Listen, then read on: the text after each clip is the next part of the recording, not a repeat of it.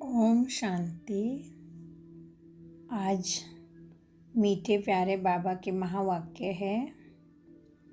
बाबा ने आज समझाया है हमें, बच्चे तुम्हें बेहद की बाप की गोद मिली है तो तुम उनके संतान बन गए हो, तो हमें बाबा के डायरेक्शन पे ज़रूर चलना है। और फिर बाबा ने कहा, बच्चों तभी फिर तुम जीवन मुक्ति में वापस आ सकेंगे। और फिर बाबा ने आज समझाया कि सृष्टि की वानप्रस्थ अवस्था कब से शुरू होती है और फिर बाबा ब्रह्मा के बूढ़े तन में प्रवेश क्यों करते हैं। तो आइए अपने ही भ्रुकुटी भाल पर विराजमान हो जाइए। मैं आत्मा राजा, कर्म इंद्रियों का, इस शरीर का और सारे कर्मों का भी मालिक। आज है 18/11/2022 की मीठी मुरली। आज बाबा कहते हैं, मीठे बच्चे तुमने जीते जी बेहद के बाप की गोद ली है, उनकी संतान बने हो तो श्रीमत पर चलना ज़रूर है, हर डायरेक्शन अमल में लाना है। प्रश्न है, सृष्टि की वानप्रस्थ अवस्था कब से शुरू होती है और क्यों? उत्तर है, जब शिव बाबा इस ब्रह्मा तन में प्रवेश करते हैं तब से सारी सृष्टि की वानप्रस्थ अवस्था शुरू होती है, क्योंकि बाबा सबको वापस ले जाने के लिए आए हैं। इस समय छोटे बड़े सबकी वानप्रस्थ अवस्था है। सबको मीठे घर मुक्तिधाम वापस जाना है, फिर जीवन मुक्ति में आना है। वैसे भी बाप जब इस ब्रह्मा तन में प्रवेश करते हैं तो इनकी आयु 60 वर्ष की होती है।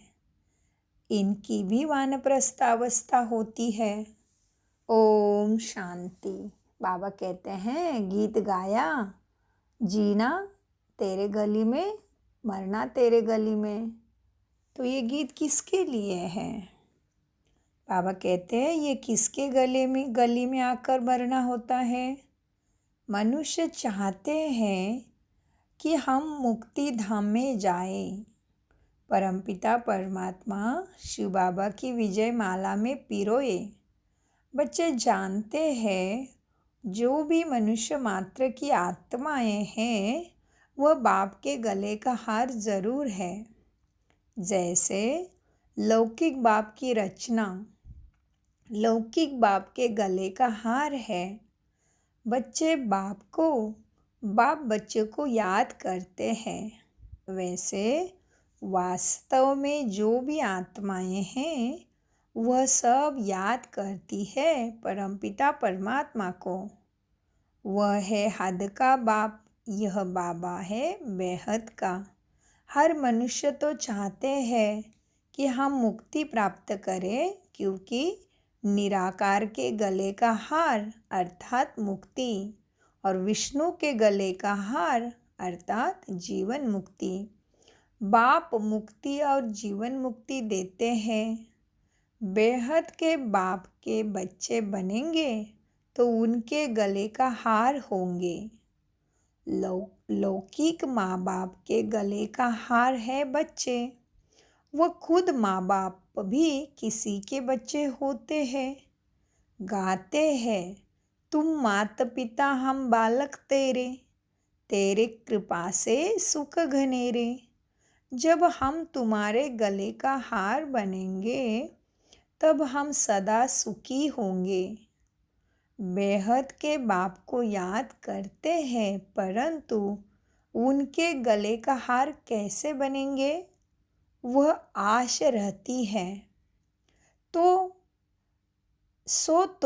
जब त्रिमूर्ति शिव बाबा आकर तीनों को रचे, ब्रह्मा विष्णु शंकर को, तब ब्रह्मा द्वारा बेहद बाप के गले का हार बन सके। पहले लौकिक माँ बाप के गले का हार है, उनसे जीते जी मरकर पारलौकिक बाप का बने तब वर्षा मिले। जैसे कोई साहूकार गरीब के बच्चे को एडॉप्ट करते हैं तो आकर साहूकार की गोद लेते हैं, जीते जी वह गरीब भी जीते तो है ना। दोनों याद रहते हैं तुमको भी। लौकिक और पारलौकिक दोनों संबंध याद है, दोनों से मिलन होता है।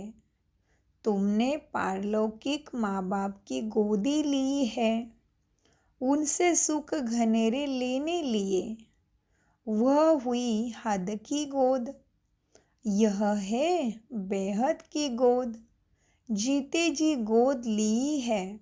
जानते हो, इनकी गोद लेने से हम देवी देवता कुल में सुख घनेरे पाएंगे। तो जिस माता पिता की संतान बने हो उनको जरूर याद करना पड़े। श्रीमत तो गाई हुई है ना, अब तुम प्रैक्टिकल उनकी मत पर चलते हो। ऐसे भी नहीं झट से सब एडॉप्ट हो जाते हैं, नहीं, आहिस्ते आहिस्ते बनते हैं। अब देवी देवता धर्म की स्थापना हो रही है, झाड़ धीरे धीरे वृद्धि को पाता है। क्रिश्चियन का भी पहले क्राइस्ट आता है, फिर 10, 20, 50 बढ़ते जाते हैं। यह झाड़ यहाँ सामने बढ़ता है, क्राइस्ट चला जाता है, फिर भी आकर अंत में शामिल होता है। यह तो बेहद का बाप है। बहुतों को शिव बाबा के गले का हार बनाना पड़ेगा, तब वो फिर विष्णु के गले का हार बनेंगे। शिव बाबा तो है निराकार, ब्रह्मा द्वारा मुख वंशावली रचते हैं। त्रिमूर्ति शिव का भी अर्थ है। त्रिमूर्ति ब्रह्मा का अर्थ नहीं निकलता। बाबा करेक्शन भी करते रहते हैं। गले के नीचे लिखना है स्वदर्शन चक्र, ना कि चरका। उस गवर्नमेंट का चरका लगा हुआ है, यहाँ स्वदर्शन चक्र है। दिन प्रतिदिन करेक्शन होती रहेगी। बाबा ने समझाया है, हमेशा त्रिमूर्ति शिव जयंती कहना है। शिव बाबा ब्रह्मा द्वारा वर्षा देते हैं। शिव बाबा है तो वर्षा भी साथ में ज़रूर चाहिए। तो यह वर्षा भी है, तो यह विष्णु है वर्षा। फिर शंकर द्वारा विनाश गाया हुआ है, इसलिए त्रिमूर्ति का चित्र है मुख्य। त्रिमूर्ति चित्र चला आया है, वहाँ भी तुम राज्य करते हो तो तख्त के पिछाड़ी विष्णु का चित्र रहता है। यह जैसे कोट ऑफ आर्म्स है। इसका अर्थ मनुष्य नहीं जानते। बाप ने तुम बच्चों को समझाया है।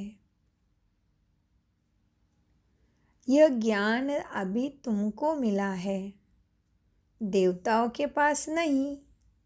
तुम्हारा तीसरा नेत्र खुलता है, ब्राह्मणों का तीसरा नेत्र खुलता है। बाप कितना सहज समझाते हैं। मन मना भव, बाप और वर्षे को याद करो। ब्रह्मा मुख वंशावली हो ना, तुम ज्ञान गंगाए भी ठहरे।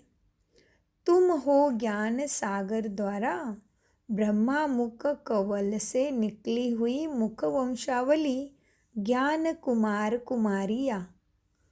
तो तुम हो ज्ञान सागर के बच्चे। वास्तव में सच्चा तीर्थ तो यह है। आत्माओं, और परमात्मा का यह है सच्चा संगम।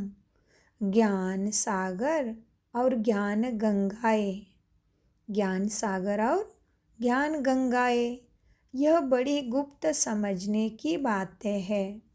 मोटी बुद्धि वाले यह नहीं समझ सकेंगे।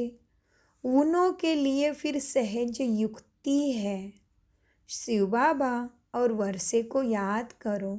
इन द्वारा यह बुद्धि में होने से खुशी का पारा चढ़ेगा। गॉडली स्टूडेंट लाइफ है ना। बेहद का बाप हमको पढ़ा रहे हैं। अभी तुम्हारी बुद्धि में राजयोग का ज्ञान है जिससे तुम प्रारब्ध पाते हो। वहाँ इस नॉलेज की दरकार नहीं, दरकार यहाँ ही है। बाप कहते हैं कल्प कल्प मैं आकर राजयोग सिखलाता हूँ, रचना के आदि मध्य अंत का राज समझाता हूँ। यह चक्र कैसे फिरता है? महिमा सारी संगम की है। जबकि पतित पावन बाप आकर पुरानी दुनिया से नई दुनिया में ले जाते हैं। पुरानी दुनिया के विनाश के लिए ये तैयारियां हो रही है। देखते हो आजकल दुनिया में क्या हो रहा है। आज बादशाह है, कल मिलिट्री बिगड़ती तो बादशाह को भी कैदी बना देते, कोई को भी मार डालते हैं। ऐसे बहुत केस होते रहते हैं। आजकल कोई बात पर भरोसा नहीं, दुख ही दुख है। आज किसको बच्चा हुआ खुशी होगी, कल चला गया मर गया तो दुख है ही। दुख की दुनिया। अब बाप नई सुख की दुनिया का लायक बना रहे हैं। बाप समझाते हैं बच्चे तुम सो देवी देवता थे, अभी असुर बन पड़े हो। कल तुम देवताओं की महिमा गाते थे, अपने को पापी नीच कहते थे। कहते हैं हम निर्गुण हारे में कोई गुण नहीं, तो ज़रूर कोई पर तरस किया होगा ना। इन देवताओं को किसने गुणवान बनाया यह अभी तुम जानते हो। परमपिता परमात्मा बिगर कोई देवता बना न सके। मनुष्य बिल्कुल विकारी पतित बन पड़े हैं। बूढ़े हो जाते हैं तो भी विकार नहीं छोड़ते। नहीं तो कायदा है 60 वर्ष के बाद, 60 वर्ष के बाद वानप्रस्थ लेना चाहिए। पहले ऐसे ही करते थे। 60 वर्ष के बाद अपना बोझा उतार कर बच्चों को देते थे। अब 60 वर्ष की आयु में भी बच्चे पैदा करते रहते हैं। बाप कहते हैं इनकी 60 वर्ष की आयु में बहुत जन्मों के अंत में मैं इनमें प्रवेश करता हूँ। तब इसने भी सब कुछ छोड़ा। बाप के आने से सारी दुनिया के लिए वानप्रस्थ अवस्था हो जाती है, क्योंकि सबको वापस जाना है।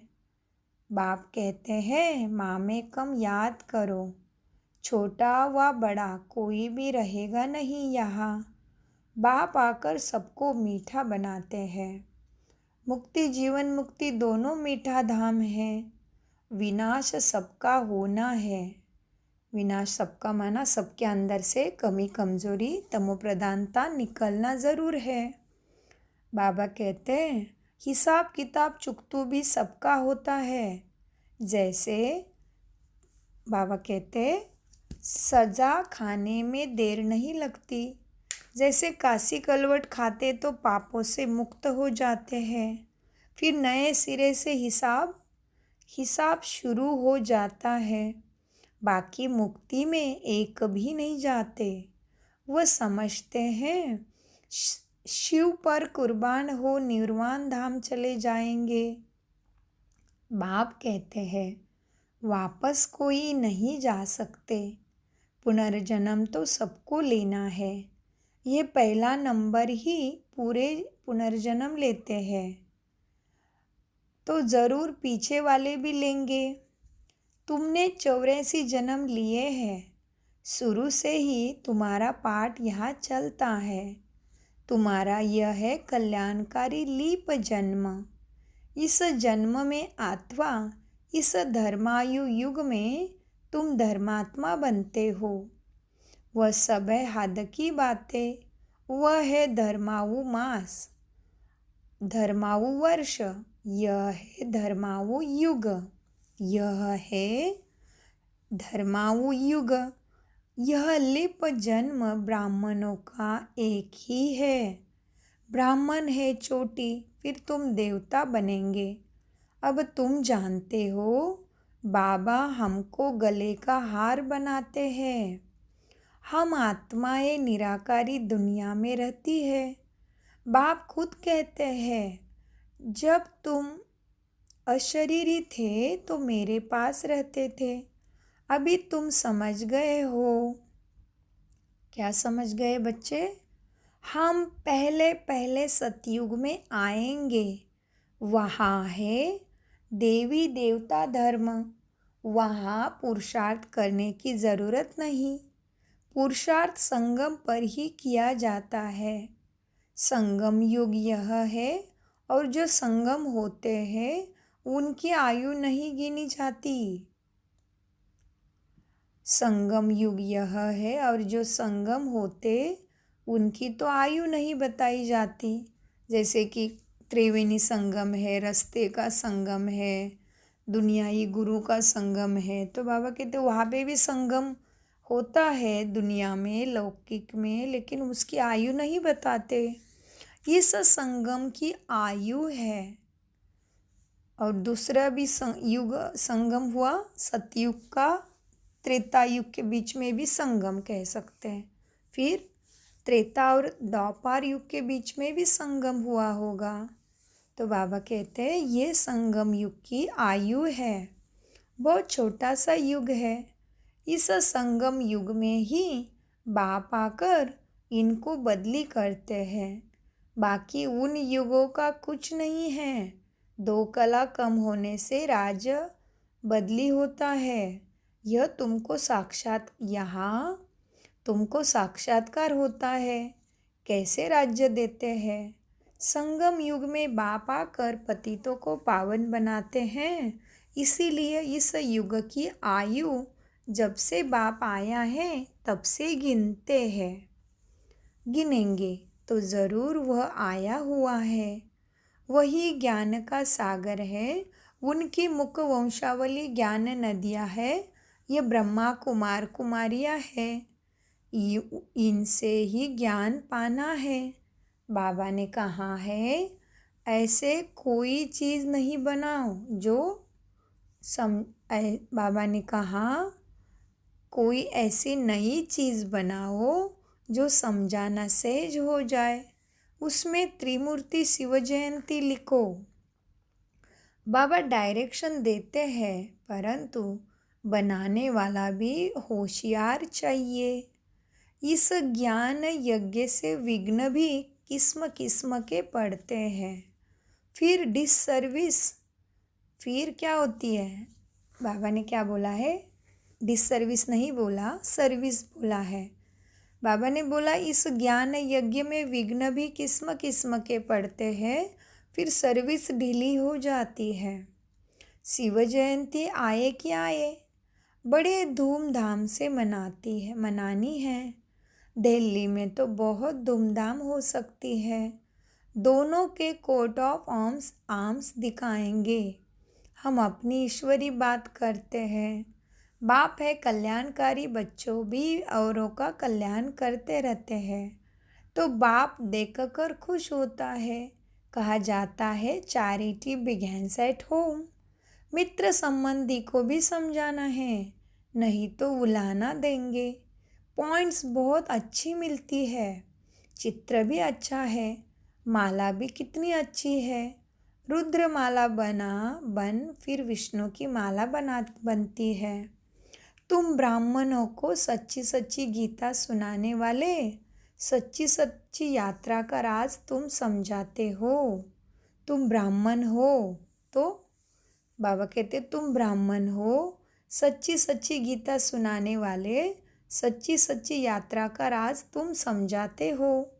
यहाँ बैठे तुम याद की यात्रा में रहो तो पाप भस्म हो जाएंगे। तमो प्रधान से सतो प्रधान बनने का और कोई उपाय नहीं। योग की बहुत महिमा है, मेहनत भी इसमें है। बहुत तूफान आते हैं मन बुद्धि में, सहज भी है तो मुश्किल भी है। अटेंशन चाहिए। तुम्हारी योग तपस्या के चित्र है, राजाई का भी चित्र है। राजयोग से तुम देवता बनते हो, तुम राज ऋषि हो, वह हठयोग ऋषि है। तुमको नेचुरल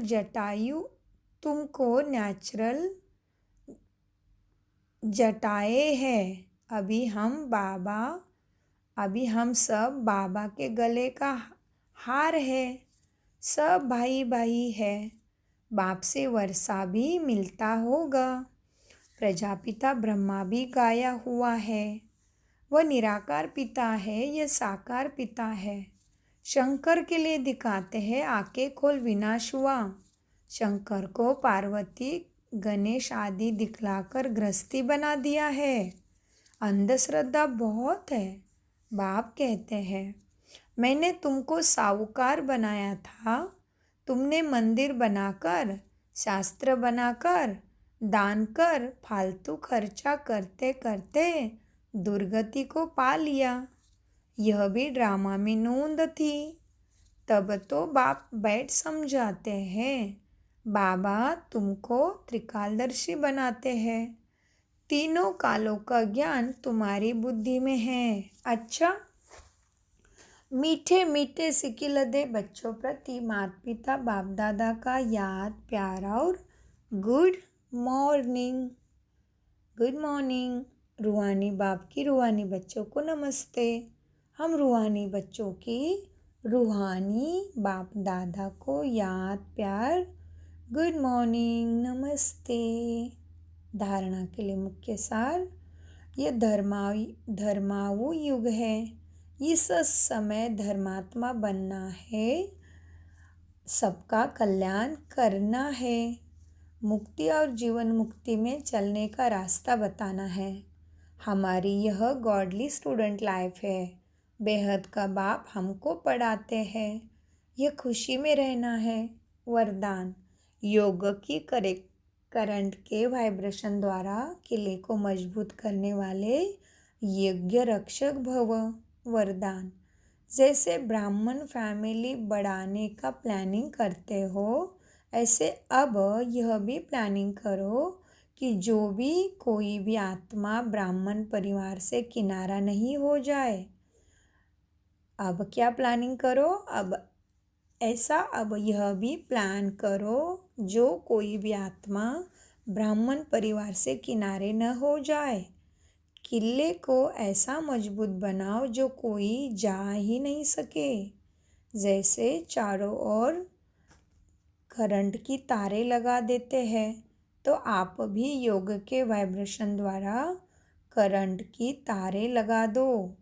जब इस यज्ञ के किले को अपने योग के पावरफुल वाइब्रेशन द्वारा मजबूत बनाने का संकल्प इमर्ज हो, तब कहेंगे यज्ञ रक्षक। कितनी सुंदर परिभाषा दी है ना बाबा ने यज्ञ रक्षक की। दूसरे को तो लाना ही है इस सत्य ज्ञान रुद्र महायज्ञ में, हाँ, जिसमें सब सृष्टि का दुख ही विनाश होना है।